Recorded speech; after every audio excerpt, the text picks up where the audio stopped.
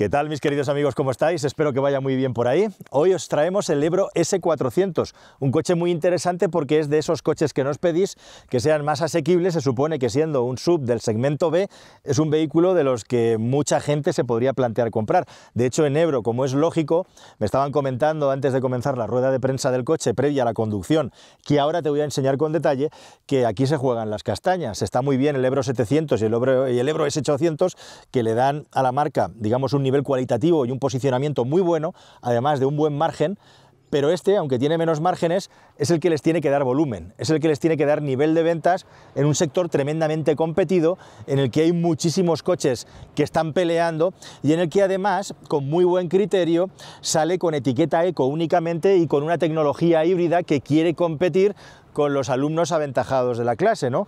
Y entre la pátina de alumnos aventajados de la clase, pues están los coches derivados de Toyota, por supuesto, los coches derivados de Stellantis, el Peugeot 2008, por ejemplo, es uno de los más vendidos, y por supuesto también el MG ZS Hybrid Plus, que es uno de los grandes ganadores de esta categoría, un vehículo con una relación calidad-precio muy potente y que está justamente liderando las ventas en esta clase. Sean híbridos estándar, sean híbridos ligeros, como por ejemplo los coches de Stellantis, la mayoría de los coches que quieren decir algo en este segmento van con la etiqueta eco porque llevan microhibridación, como digo, hibridación completa. Y es el caso del Ebro, que apuesta por un nuevo sistema híbrido igualmente, que en este caso es una tecnología que pertenece al grupo chino Chery, que es quien ha desarrollado tecnológicamente este vehículo. Vehículo que nada menos que nos está anunciando una potencia de más de 200 caballos de potencia, 211, que me parece una barbaridad, esa es la potencia oficial del vehículo, pero que lleva un motor de combustión interna claramente más pequeño que el motor eléctrico. El motor eléctrico pasa de los 200 jacos, el motor de combustión se queda en 95, es un 1500 de gasolina con una eficiencia, según Ebro, que se queda en el 39,5%, que no está nada mal para este motor pequeñito. Así que hoy vamos a ver qué tal se comporta este coche en ciudad, en carretera, y sobre todo vamos a conocer un poquito más qué tal es este vehículo. 4,3 metros, ya es un coche sub, digamos que podría considerarse un coche para todo, un coche familiar, con esta carrocería. En lo que te puedo contar del vehículo, pues ya ves que estéticamente sus hermanos mayores, digamos que tienen un toque de distinción o algún detalle de diseño superior. En general, lo que ha buscado el posicionamiento de Ebro en el mercado, ser coches bastante, digamos, sinceros, honestos en lo que se refiere al diseño, sin grandes aditamentos, y en este caso yo diría que es un poquito exagerado, ¿no?, que el vehículo de una manera premeditada esté pensado para ser neutro y para todos los públicos. No tiene nada llamativo y de hecho la vista lateral, no sé qué te parece a ti, pero a mí incluso me parece un coche un poco soso de más, en una categoría en la que cada vez se ofrece más estética o se busca una evolución más estética. Evidentemente el tema de la estética en este coche, pues salvo el detalle este de la parrilla de LEDs que lleva detrás, todas las luces de delante son LED también. Uno de los puntos fuertes sin duda del Ebro S400 es el equipamiento, y esta tira de LED, característica ya de la marca, con la marca aquí en la parte central, es seguramente lo más llamativo que tiene el coche a nivel de diseño. Un coche, como digo, que apuesta por mucho equipamiento, que en parte puede justificar un precio, bajo mi punto de vista, que no es tan ambicioso como a mí me hubiera gustado. Estamos hablando que solamente hay dos versiones, una Premium y una Excellence. Como digo, van muy cargadas de equipamiento, métete eso en la cabeza porque es importante de cara a valorar el precio del coche, que están redondeando 27.500, 28.990, 27.490, 28.990, son 1.500 euros de diferencia entre una y otra. Ahora te doy los detallitos de cuáles son los extras que añade la versión Excellence, que es la que hoy te voy a enseñar por dentro, y tiene miga, tiene mucha cosita. Luego, con las ofertas que hace el fabricante, te puedes llevar el coche por 4.000 euros menos, es mucha la diferencia, estamos hablando de 23.500 y 25 redondeando, pero eso ya, ese precio, estamos hablando de promociones de la marca, de entrar en la financiación y un legrísimo, etcétera. El precio de tarifa es el que te he dado, 27.490 versión Premium, 28.990 versión Excellence. Y antes de meterme dentro y empezar a enseñarte el coche y probarlo, que es lo que estás deseando que haga, déjame que te enseñe nada más el asunto del maletero, porque nos están diciendo que este maletero tiene 420 litros de capacidad. A mí me parece una capacidad muy optimista para el tamaño del maletero.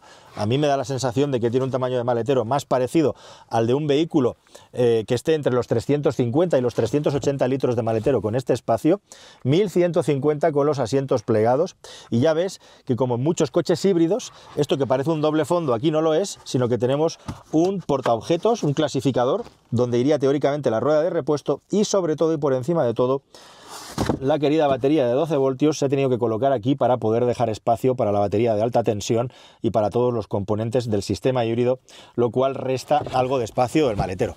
420 litros, yo diría que aquí no hay 420 litros, pero bueno, eso es lo que oficialmente declara la marca. Y ahora, si os parece, vamos a echar un vistacillo en el interior y vamos a ver qué tal es por dentro este Ebro S400. Una de las cosas que pueden justificar la diferencia de precio con su rival chino es precisamente el tema del equipamiento y el acabado interior, y la verdad es que el Ebro S400 tiene muy buena pinta sobre el papel. Vamos a ver qué tal. Como os digo, estamos mirando la versión Premium, que desde luego es la más interesante seguramente. Una de las cosas que más llama la atención de esta versión precisamente son estos asientos, que son de un solo cuerpo y que llevan ese cuero falso que llevan ahora todos los coches, que le llaman cuero vegano o como quieran, pero al final no deja de ser pues un material sintético, que es un eufemismo decir que es plástico, como ves, con la parte inferior achatada. No hay que dedicar mucho tiempo para ver que este coche, pues una de las cosas que destaca, uno de sus puntos fuertes, es la calidad de acabado, sin ningún género de dudas. Tiene algunos detalles que son muy interesantes. Bueno, primero de todo, fíjate, ya que estamos por aquí abajo, cómo nos han dispuesto distintos botones en la parte superior, equipo multimedia, warning, sistema de aparcamiento, que por cierto, no sé por qué el AVM este, que te permite ver todo el entorno con las pantallitas, solamente funciona con el coche parado. Hubiera sido un plus que lo hubiéramos podido tener con el vehículo en marcha, pero solamente funciona en parado, y como la mayoría de coches que vienen de aquel país lejano, pues el sistema de visión, ellos le llaman visión 540 grados, que es más que 360, porque podemos ver también desde encima del coche, entiendo. Ahí veis las piernas del sufrido cámara que está trabajando ahora conmigo, pero la verdad es que está muy bien hecho, mucha calidad. Y luego tenemos el Home y los dos modos de conducción. Me llama mucho la atención que el coche solamente tiene o modo Eco, o modo Sport. O Eco o Sport. ¿Y entre medias qué? ¿Qué tenemos que hacer para conducir normal? Me falta un modo, no sé por qué, lo han hecho así, en fin. Y luego se han currado un pedazo de módulo aquí para la climatización, como puedes ver, con mandos táctiles en lugar de botones, que tampoco entiendo muy bien. Bueno, a nivel de diseño es una chulada. Además puedes mover la velocidad del ventilador aquí pasando el dedito, aunque va muy despacito. Está muy chulo, es muy moderno, pero ya puestos a crear esta consola, pues hubiera estado guay que hubiera botones. Pues no hay botones. Lo que hay son estos mandos hápticos que no son especialmente agradables de utilizar, porque tienes que estar aquí dándole golpetazos a la pantalla, y esto es lo que hay. Una palanca de cambio que tiene un ligerísimo LED verde para indicar los distintos puntos en los que estamos. Si le das rápido o si no tiene suficientemente bien pisado el freno, se queda en la N. Esto es una cosa que tendrían que revisar. Y luego lo otro que me llama muchísimo la atención es que podemos mirar la instrumentación, pero a la que mínima que aquí da un poco el sol, este pequeño color verde que tenemos desaparece, no hay manera de verlo, y no sabemos en qué marcha estamos, salvo que estemos mirando, como digo, la pantalla de la instrumentación. Muy bien y muy buena calidad en lo que se refiere a el material que han puesto en la parte superior del salpicadero, un plástico laminado, un enganche con esta pieza, como podéis ver aquí, con un efecto como de aluminio pulido, que es plástico, pero que está muy bien engarzada y tiene un tacto y un aspecto muy agradable. Y de aquí emerge esta doble pantalla de 12 pulgadas, 12,3 pulgadas, con una instrumentación grande y legible y que no tiene absolutamente ningún reproche. Está claramente por encima de lo que yo he visto en coches de la marca MG, sin ningún género de dudas, y probablemente entre los mejores de su categoría, y mejor que los coches de Stellantis y mejor que los coches de Renault, sin ningún género de dudas, y probablemente mejor también que los de Volkswagen en esta categoría. En lo que se refiere a la riqueza de materiales, en lo que se refiere a la riqueza de acabado, aparentemente está igualmente muy bien hecho.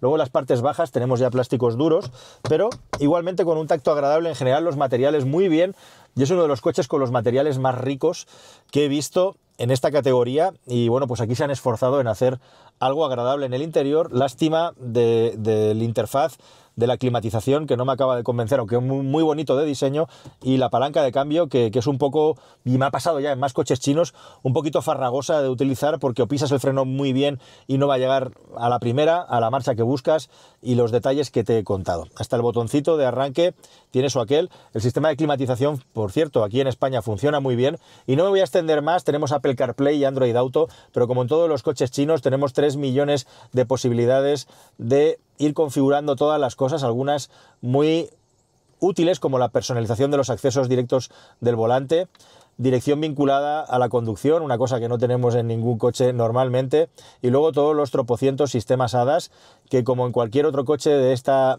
ingeniería procedente de China, lo que hacemos nada más entrar pues es empezar a desconectar los pitos y la vigilancia. Aquí tienes para entretenerte un buen rato, y tenemos multitud de gadgets, de accesorios, incluido el monitoreo al conductor, y como puedes ver, modo de frenado, sensibilidad del pedal de freno, alto, bajo. En ocasiones, y estoy seguro de que más de uno me entenderá, uno cambia estas cosas y no tiene la sensación de que esté pasando gran cosa, pero ahí está, para que puedas tocarlo y tener la sensación de que estás cambiando algo en la configuración, ¿no? Bueno, una de las cosas que trae además esta versión también es que para el asiento del conductor se puede regular eléctricamente. Y por supuesto cosas imperdonables que le fallan al MG ZS Hybrid, como por ejemplo que el volante no tenga regulación en profundidad. Aquí tenemos una generosa regulación en profundidad y en altura. Tenemos por supuesto un botón de arranque, y en definitiva este coche respecto al MG se puede decir que se puede justificar el aumento de precio por el nivel de equipamiento e igualmente también por el nivel de acabados en el interior, que es claramente superior. Ahora veremos a ver si en carretera a nivel de insonorización y el sistema híbrido, el funcionamiento del sistema híbrido también merece ese apelativo o no. No hay posibilidad de tener carga inductiva en este coche, al menos estamos en la versión Excellence que lo lleva todo y no tenemos cargador por inducción. Y dicho todo esto, y con un buen sabor de boca aquí dentro, otro detalle, por cierto, muy bueno. El vehículo lleva un filtro antipartículas que se supone que es capaz de llevarse por delante el 95% de las partículas nocivas que pueden entrar por el sistema de ventilación de cualquier automóvil que está circulando. Vamos a echar un vistazo atrás. Bueno, este es un coche eminentemente urbano y familiar, y bastante espacio por las piernas, y además la posibilidad de meter los pies, si se desea, ligeramente por debajo. Me llega hasta la base del empeine, o sea que tenemos un muy buen desahogo aquí detrás. La verdad es que muy agradable el espacio para las piernas, y se agradece también eso, un coche que no tiene ningún tipo de problema a la hora de ponerte una banqueta con la inclinación perfecta y con un tamaño bastante grande de banqueta, ojo, que es algo que tampoco se lleva mucho últimamente y que sirve para estar descansado cuando viajas. Tenemos dos posabotes o botellas de cortesía, y efectivamente una salida de aireación trasera, que hay coches en esta categoría que no traen, y una toma USB-A, aquí detrás, una toma de USB estándar, tamaño estándar, que bueno, pues sirve para que el pasajero o pasajera trasera, ni que sea con un adaptador, pueda cargar un dispositivo a través de ese tipo de conexión.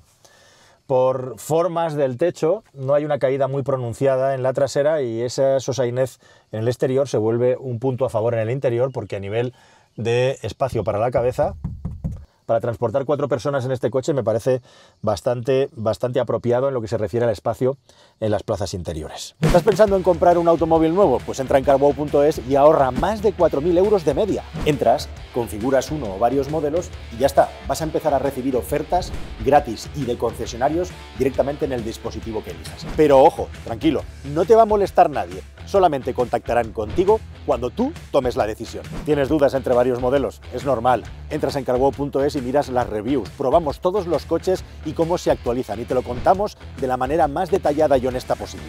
Infórmate, elige y ahorra con carwow.es. Es tan cómodo como ponerse el cinturón en este coche. Y ahora a seguir disfrutando del vídeo. Venga, vámonos.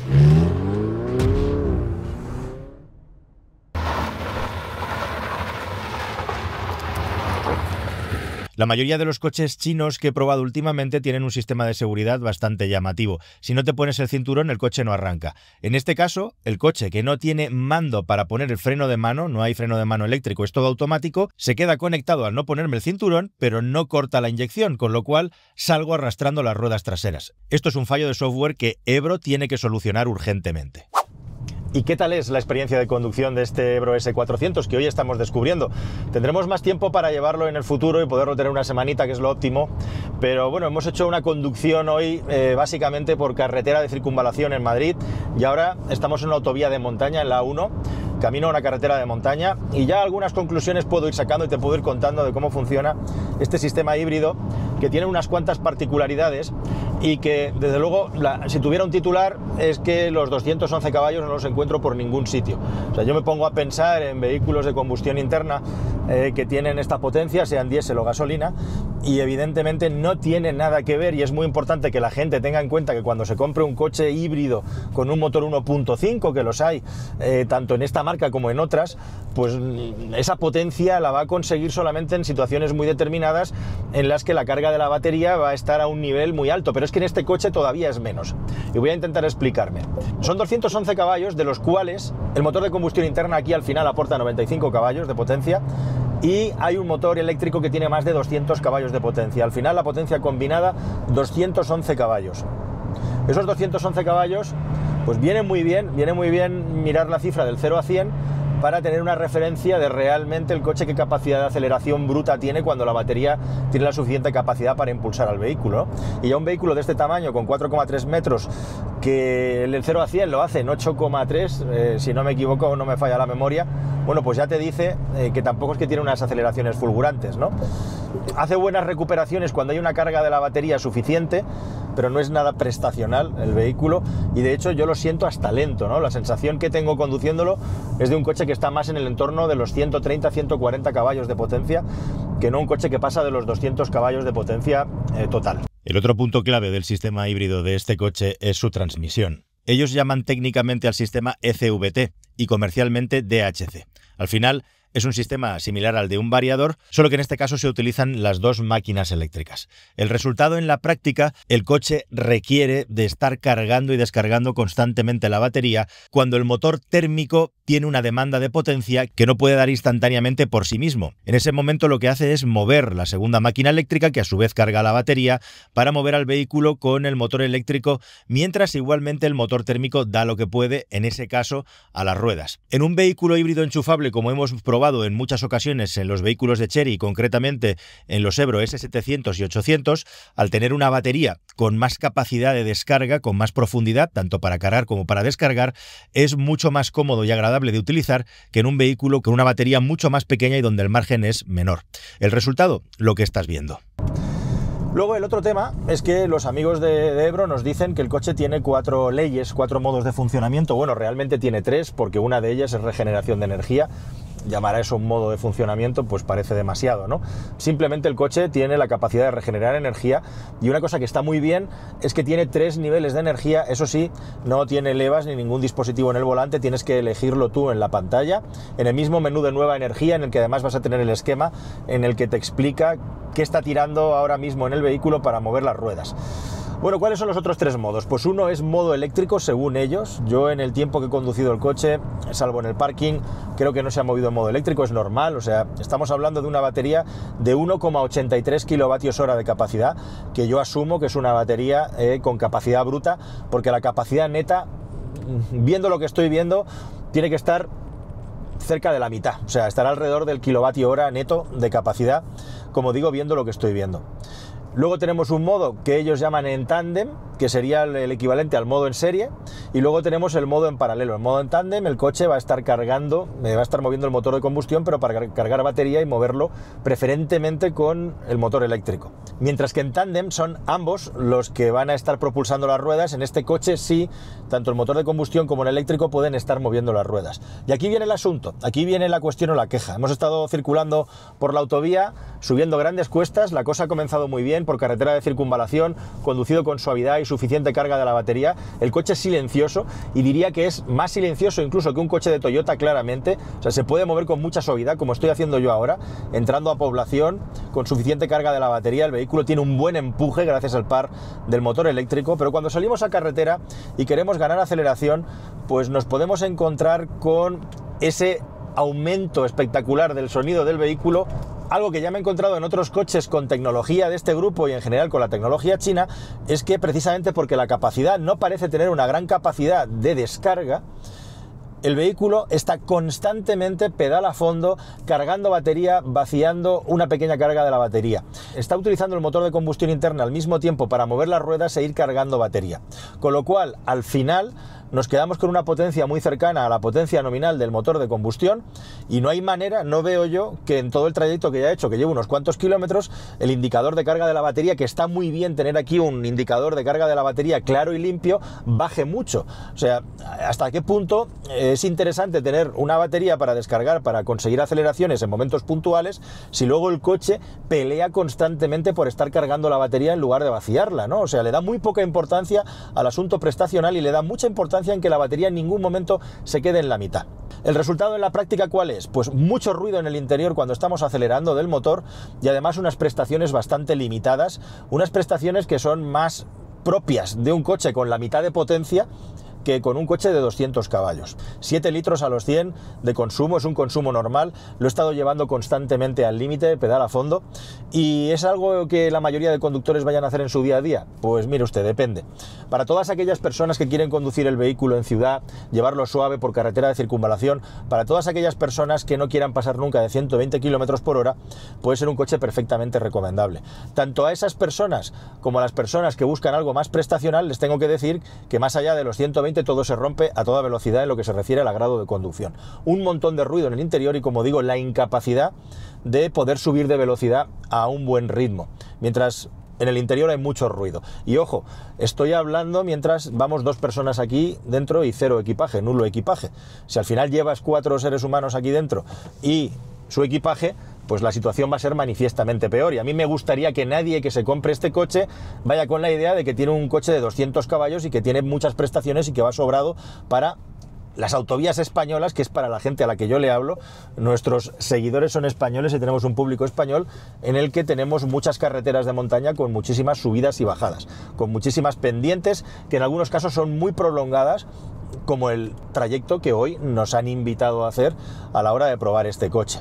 Y llama mucho la atención además porque, como os digo, es que pasamos de un coche bastante silencioso a un coche claramente ruidoso. No hay botón de kick down al fondo del pedal del acelerador, y cuando yo piso el acelerador con fuerza, en función de la velocidad a la que vamos y la electrónica, pues va a decidir si le requiere o no toda la entrega de potencia al motor de combustión interna, y ese es el ruido que vamos a tener en el interior. No es ahora el caso. Esto sucede sobre todo por encima de los 110, 120 km por hora a los que ahora nos dirigimos despacito, y tampoco es que sea un coche, digamos, que esas sensaciones buenas que he tenido al principio cuando hemos estado circulando por ciudad se correspondan con el comportamiento en carretera. Es un coche seguro. Es un coche que lo publicitan con 24 hadas, que me hace muchas gracias. Ahora hay una costumbre en las marcas de coches de vendernos la seguridad de los vehículos al peso, en función de las docenas de hadas que llevan. Llevan muchos sistemas de seguridad. No tenemos tiempo hoy para poderlos probar todos con el suficiente detalle y con el suficiente tiempo como para sacar conclusiones, pero es un vehículo también con un balanceo exagerado. Es curioso porque tiene una suspensión tirando a dura, pero luego balancea bastante, y al menos la sensación que he tenido yo en estos primeros kilómetros en los que ahora circulo por carretera de montaña, es un coche al que no le sienta nada bien una conducción alegre. En parte es porque la dirección, que tiene un tacto bastante bueno, tiene un tacto duro, luego tiene muy poca velocidad y tiene incluso cierto retardo, tacto de volante, tacto de freno, de cara a contestar a las cosas que le está pidiendo el conductor, y se me hace un poco bola, la verdad, llevar este coche rápido. O sea, me parece que está pensado para cualquier cosa menos a eso. Mención aparte, tienen también los neumáticos con mucho ruido de rodadura y que a los que llegas rápidamente al límite. No son unos neumáticos precisamente que ayuden a tener mejores sensaciones con el coche. Ojo, que tampoco estoy hablando de que sea un coche que vaya mal del todo. Es un vehículo que está bien aislado, pero precisamente estas ruedas, los cambios de asfalto, pues hacen sonido. Incluso es que suenan de rodadura cuando está el coche apoyado en una curva, en una autovía o en una carretera de circunvalación, cuando te estás incorporando. Y bueno, es un vehículo que parece bien aislado hasta que de repente pues el molinillo ese empieza a entrar en el interior. Luego, al final de todo esto, aunque el vehículo es claramente subvirador, las reacciones son muy seguras, eso es cierto. Podemos llevarlo fácilmente hasta los límites y el coche no se descompone en lo que se refiere a los apoyos en curva.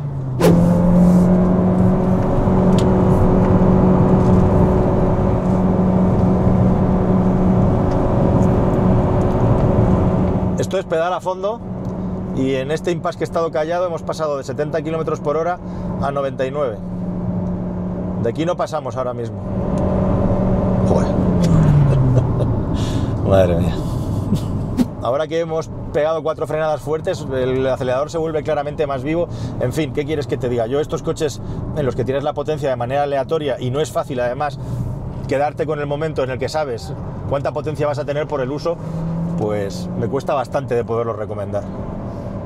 Cuando lo pones en modo Sport, se combina una respuesta claramente más viva en el acelerador, pero también la respuesta del motor eléctrico es claramente más viva. Entiendo que aquí es un poquito más ambicioso a la hora de descargar batería, pero sin pasarnos. Y luego es curioso que el tacto del freno es muy bueno al principio, pero cuando hundes más fuerte porque estás en una carretera de montaña y quieres pedirle mordiente, pues no hay esa mordiente extra. Es que fíjate.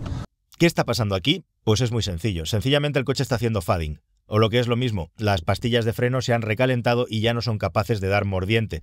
En ese momento no era consciente de que estaba simplemente sufriendo fading. El tacto del pedal de freno es bueno, pero la consistencia del mismo se ha perdido nada más tomar unas pocas curvas por un puerto de montaña sin ir especialmente rápido, yendo ligero. He perdido ya tacto de frenada, es decir, las pastillas han desfallecido. ¿Motivo? Pues que son de mala calidad, simplemente no puede haber otro. Me resulta muy curioso que después de una conducción mínimamente exigente, los frenos comiencen a perder mordiente. Eso es lo que me ha pasado. Me quedo con un sabor algo amargo sacando conclusiones sobre este vehículo. Amargo porque es un coche que está bien hecho y es un coche muy capaz para el tamaño que tiene, por ahí muy bien.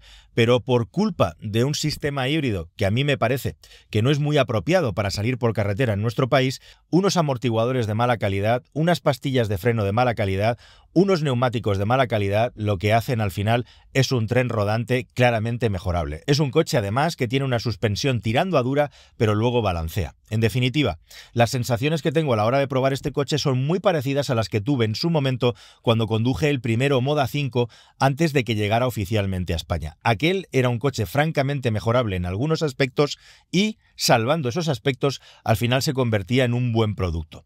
Es exactamente lo que necesita este Ebro S400. Un buen repaso y urgente para mejorar esas cosas en las que el coche está claramente por detrás, para ponerlo al nivel que el vehículo requiere y la imagen de la marca también. Por el precio que tiene actualmente, tampoco está exageradamente lejos del Ebro S700, que en su versión híbrida enchufable es muchísimo mejor. Y sobre todo también, de momento, este es un vehículo claramente enfocado a la utilización urbana, en ese contexto y en una conducción tranquila. Todos los problemas que te he contado aquí no van a aparecer normalmente. Es justamente cuando salimos a carretera, es justamente cuando estamos pensando en usar este coche como coche para todo y para toda circunstancia, donde las cosas hacen que pierda nuestra valoración. Nada más, queridos amigos, espero que toda esta información, como siempre, os haya parecido interesante y nos vemos en un próximo vídeo que espero que sea más y mejor. Hasta el siguiente, adiós.